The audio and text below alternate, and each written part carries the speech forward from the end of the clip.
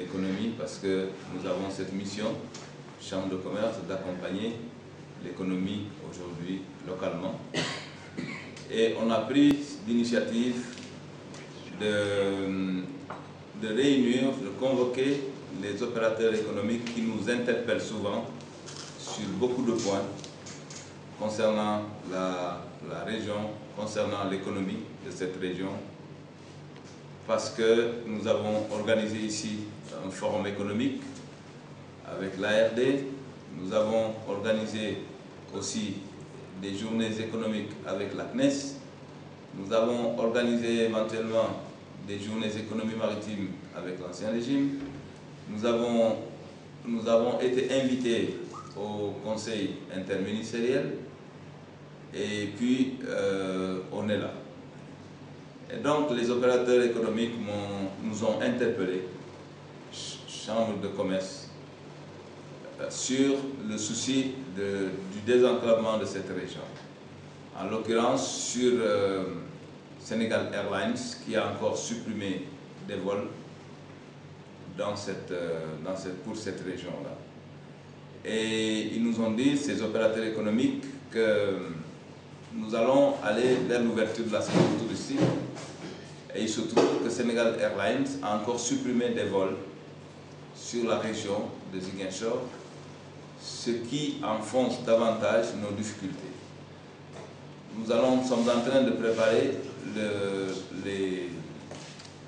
la campagne touristique prochaine. Nous sommes en train de nous préparer aussi pour aller dans les salons, pour essayer de convaincre les touristes de venir chez nous. Mais quand ils apprennent que Sénégal Airlines a encore diminué des vols sur la région de Ziguinchor, ils nous disent souvent, c'est vrai que dans votre région, on sait toujours quand on y va, mais on ne sait jamais quand ils sont venus. Et ça, c'est un handicap majeur pour cette région. Nous sommes responsables, on nous a confié justement l'accompagnement des opérateurs économiques et c'est la raison pour laquelle ils nous interpellent souvent sur les difficultés qu'ils subissent, sur les difficultés qu'ils voient tous les jours en ce qui concerne l'avancement de leur travail. Le second souci, c'est quoi? C'est aussi sur lequel ils nous ont interpellés, c'est sur le bateau Aline Sitoé Diatta. Ils trouvent que les billets du bateau sont trop chers, sans compter le fret. Le fret, normalement, doit justement accompagner l'économie, le transport des produits de Dakar ici. Mais justement, ça pose énormément de problèmes parce qu'ils n'arrivent pas à payer justement ce fret. Et ils disent, ils rajoutent, ils renchérissent en disant que ce bateau-là, le Aline Sitoé Diatta, normalement c'est un bateau social, c'est un bateau qui normalement est venu pour remplacer celui qui nous a donné une vraie catastrophe nationale. Il parle de le bateau Le Diola. Et normalement, ce bateau Aline Sitoé Diatta est venu pour soulager la population casamançaise. Et ce n'est pas le cas. Ils disent que ce n'est pas le cas. Donc, ils m'interpellent pour que je puisse aussi porter leur interpellation au niveau des décideurs de l'État pour qu'ils revoient justement le fonctionnement, la gestion de ce bateau, le fonctionnement de ce bateau et aussi d'obliger Sénégal Airlines à assurer la continuité territoriale avec leur avion. S'ils ne peuvent pas le faire, de diminuer aussi les tarifs parce que les tarifs sont excessivement chers. Et s'ils ne peuvent pas assurer la continuité territoriale tous les jours sur cette région, que l'État leur supprime le monopole et qu'on permette des institutions comme la nôtre, l'institution, la Chambre de commerce, aussi de pouvoir gérer cette ligne-là avec des partenaires pour qu'on puisse contribuer justement aux soucis des opérateurs économiques et aux soucis de nos populations.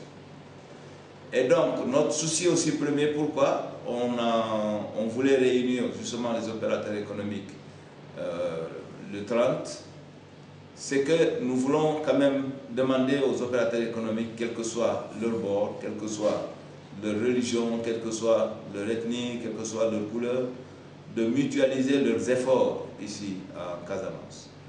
Mutualiser les efforts de manière à pouvoir propulser, de manière à pouvoir venir en aide ces opérateurs économiques pour qu'ils puissent faire aussi, pour qu'ils puissent contribuer justement à l'avancement économique de cette région. Une fois cette mutualisation faite, nous pouvons interpeller la diaspora casamançaise, sénégalaise, africaine, de voir s'ils peuvent contribuer justement à nous aider à développer économiquement cette région. Nous sommes en train, je saisis l'occasion, on est en train d'organiser un voyage sur les États-Unis où on est invité par la diaspora américaine et européenne de manière à leur faire toucher du doigt les soucis économiques que nous avons ici dans cette région. Il y a aussi donc le problème, je crois que j'ai cité tous les soucis, l'aérien, le maritime, la mutualisation aussi des efforts, et puis les impôts. Je pense que ça c'est un problème crucial.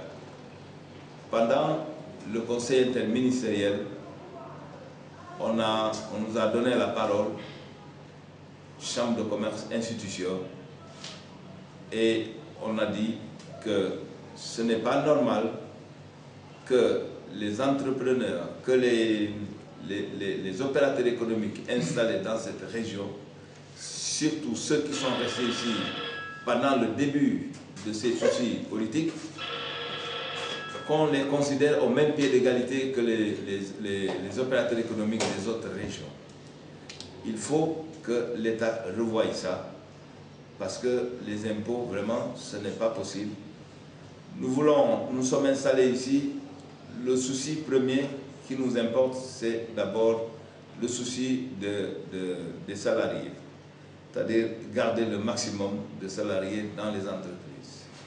Mais on ne peut pas payer les impôts qui nous demandent toujours et garder autant d'employés que nous avons. Ce n'est pas possible.